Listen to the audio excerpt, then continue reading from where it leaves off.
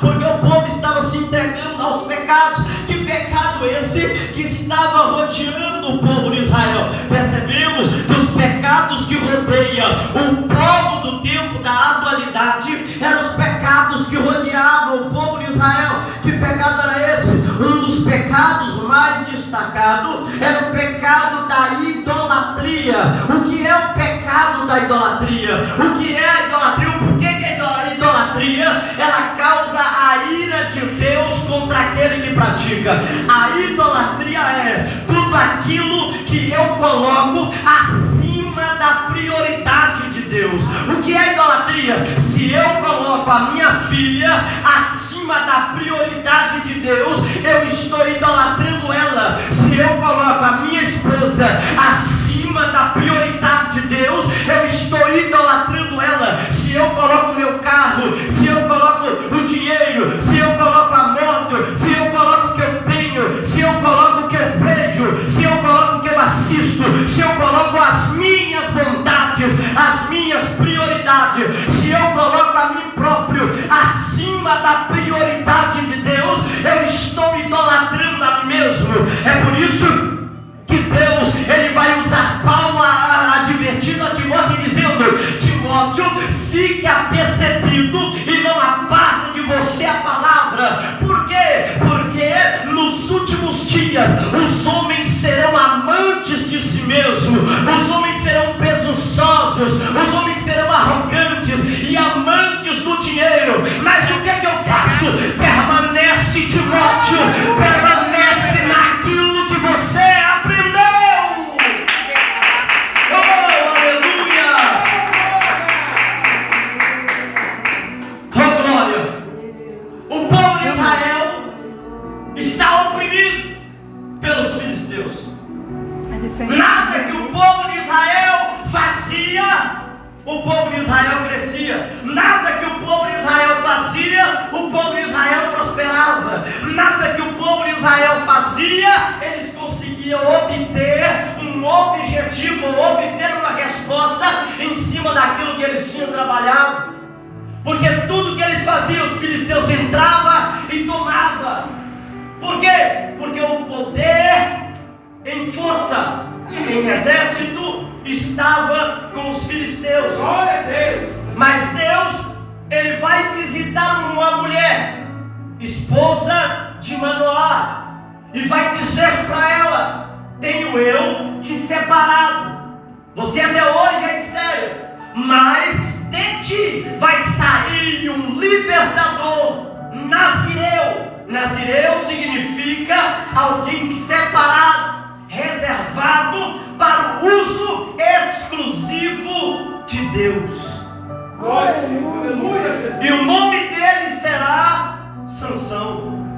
Manoá era estéril, a idade era avançada, mas Deus não trabalha com a ótica humana. Deus não trabalha da maneira que o homem pensa. Se olho e vejo ao ponto de vista bíblico, nós vamos dizer que a esposa de Manoá era uma mulher seca, não gerava, não produzia. Mas quando Deus tem propósito de levantar profeta, tem propósito de levantar alguém, ele não vai trabalhar da maneira que eu penso, ele vai trabalhar da maneira que ele tem que trabalhar.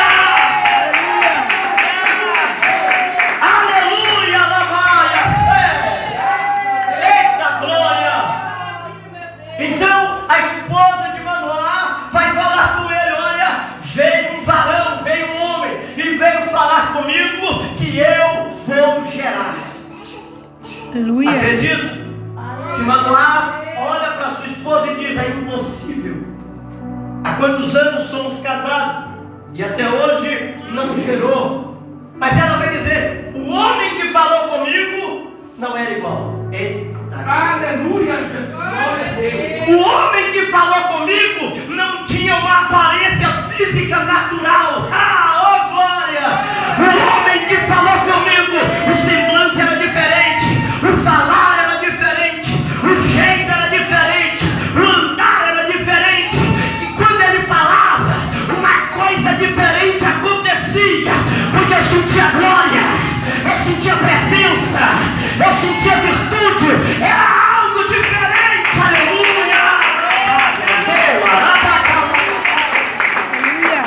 Eita glória! Glória a Deus. Aleluia! Aleluia! A esposa de Manoá conversa com ele, e ele diz assim: mas esse homem chegou, conversou com você, e eu não sei quem é. E ela estava no campo, e mais uma vez o homem aparece, porque eles entraram em oração. Se é verdadeiramente o Senhor que está falando, fala novamente e envia o varão novamente. A Bíblia diz que ela está no campo, e no campo o homem aparece novamente e lhe diz: confirmo todas as palavras que eu te disse, de você vai sair um varão, um homem forte, que será libertador de Israel, e o Espírito do Senhor Jeová será sobre ele. E ela ouve as palavras e disse: correrei, não saia daqui, espere, eu vou chamar o meu esposo, e ele também precisa ouvir essas palavras. Sabe quando Deus usa, sabe quando Deus fala, e tem gente que não acredita, tem gente que não confia, não sabe que a capacidade que Deus te deu. Tem gente que olha para você e você disse: Deus falou que vai fazer, Deus falou que vai me usar, Deus falou que vai operar, e tem alguém dizendo na tua vida: não acredito, em você não acredito, você não tem capacidade, você não tem porte, você não tem conhecimento. Mas Deus não trabalha com conhecimento humano, Deus não trabalha com a força humana, Deus não trabalha com a ciência humana. Quando Deus quer fazer o mar abre, quando Deus quer fazer, codorna desce assada, quando Deus quer fazer, a água brota da rocha, quando Deus quer fazer, tem coluna de fogo, tem nuvem de glória, quando Deus quer fazer, tem poder, tem poder, tem poder,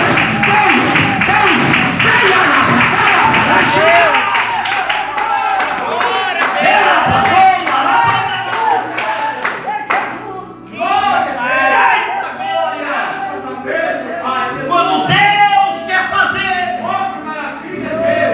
nada para o mover de Deus. Aleluia. A esposa de Manoá, ela vai gerar. Manoá acredita, e a promessa ela vai se cumprir. Ele disse: não deixe que corte o cabelo do menino, não deixe o menino tocar em nada imundo e impuro, não deixe que o menino beba vinho. O menino será separado, o menino vai ser diferente. Só que Deus, ele faz promessas, Deus, ele tem projeto. Mas quando a pessoa ela decide fugir da vontade de Deus,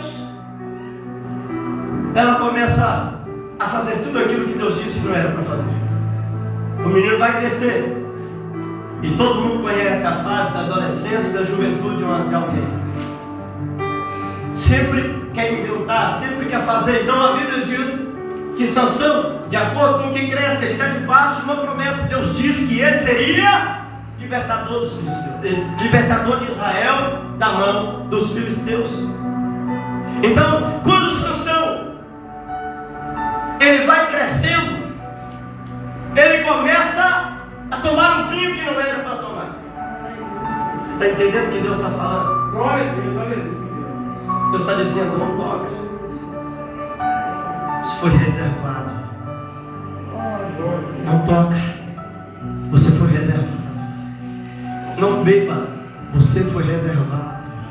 Não se prostitui, você foi reservado. Não se drogue, você foi reservado. Não se embriague, você foi reservado. Não se entregue, você foi reservado. Não se rende, você foi reservado. Sobre ti há uma promessa, e essa promessa não para aqui. E se mesmo a promessa não se cumprir toda aqui, ela vai se cumprir na eternidade, porque a maior promessa que a Bíblia faz é a promessa de vida eterna. Então permaneça.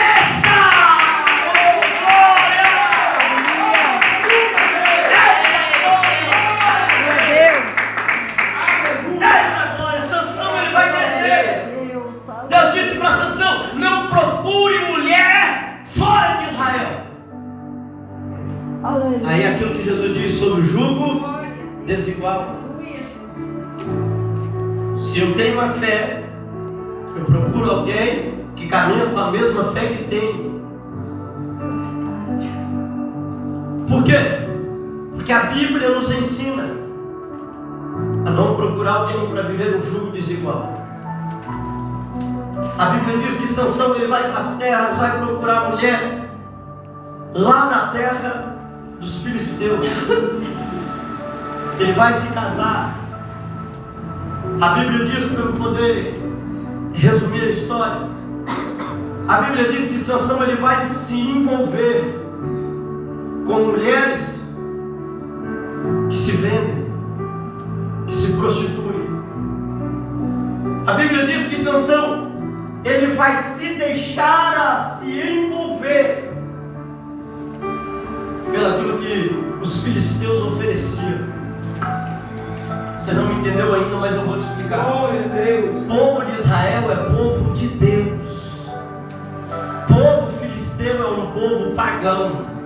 Povo de Deus é luz. Povo de fora é treva. O que eu tenho que fazer? Como é que Sansão deveria se posicionar? Como Deus fez uma promessa para Sansão.